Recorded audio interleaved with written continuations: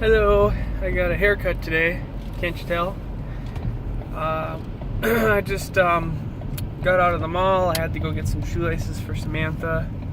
She bought some for her shoes, but they were 72 inches long, way too long. So I bought her some other ones, and now I'm heading back. It's 1:20. I'll be back around 1:30, and I gotta pick her up at 2:30 so that we can head down to the Mall of America.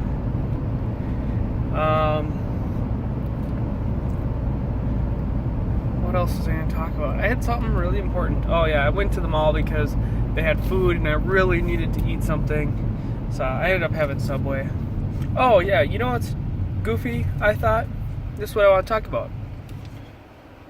Why is it that you go to like Subway, for instance, or pretty much any fast food place, and if you ask for a water cup, it's free, but they give you this tiny little plastic cup that holds 1 cup of water. But then you ask for a pop, and they give you this giant cup. Why is that? I was just thinking about that, and it kind of blew my mind, because I'm like, that makes no sense at all. Like, and, you know what's stupid is I asked for a water in a big cup and they charged me for it. So I got charged for a cup of water.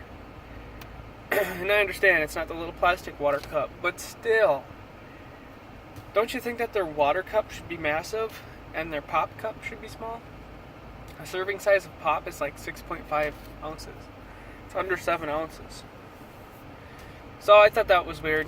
I thought I would talk to you guys about that because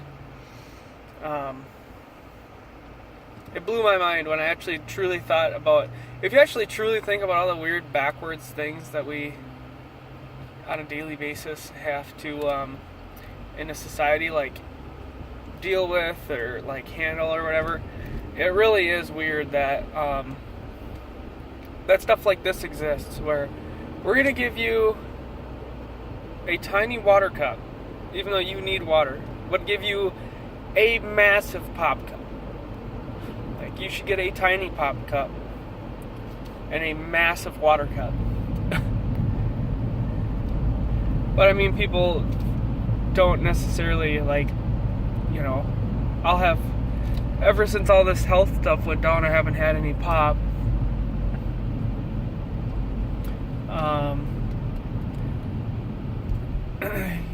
Yeah. I haven't really had a lot of pop. I've had a lot of flavored water and just a lot of normal water. And then tea.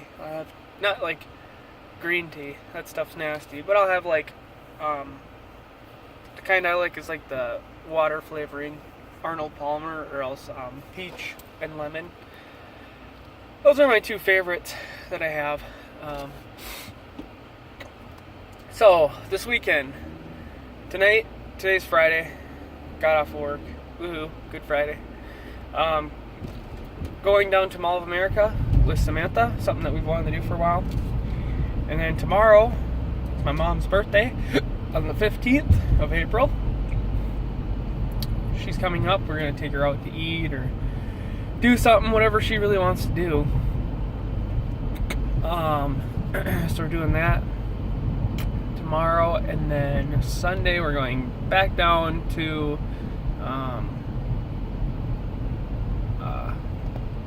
Sam's family to do Easter. They have an Easter egg hunt every year. So, oh, this tan house right there, that one I almost bought. That one right there I almost bought. They wanted, I think, $64,000 for it, but it was a mess. Like, not like a mess, but it was a disaster. Walking down the stairs, I'm 5'4". I'm really like short, maybe 5'6". Walking down the stairs, I almost hit my head on the ceiling, and it had carpet everywhere, including the bathrooms and kitchen. It had carpet in there. It just needed a bunch of work, and when my grandpa was showing me these houses, my grandfather's a realtor, my grandfather on my mom's side, and he's like, yeah, this house here has about, if you fixed it up, you could probably make 20 grand. And a big kicker was it had a nice sunroom on the back, but it was just an addition, and it was all kittywampus and not level, and it was just well, anyways, so the big kicker was, he said, you know, you could probably get $85,000 out of it. I was looking at it and I'm like, you know what? There's over $20,000 worth of repair here. You start adding it up, it needs all new carpet or some sort of new flooring. The kitchen needs a total update. The wiring, I think, needed an update. It had still old school two-prong. Just, it needed a lot of work, if not 20, at least 15. And we said no.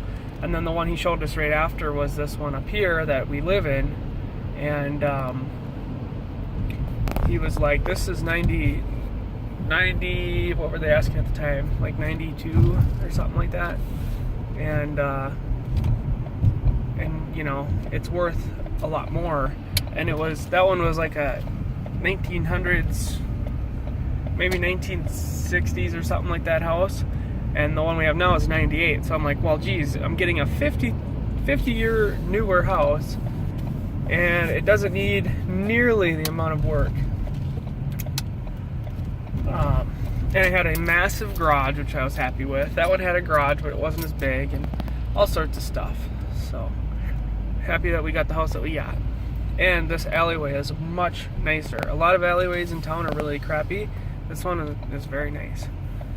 Very well kept, I'll say. So I'm home now, but thanks for watching, guys, and I hope everyone has a good weekend. I'll talk to you later.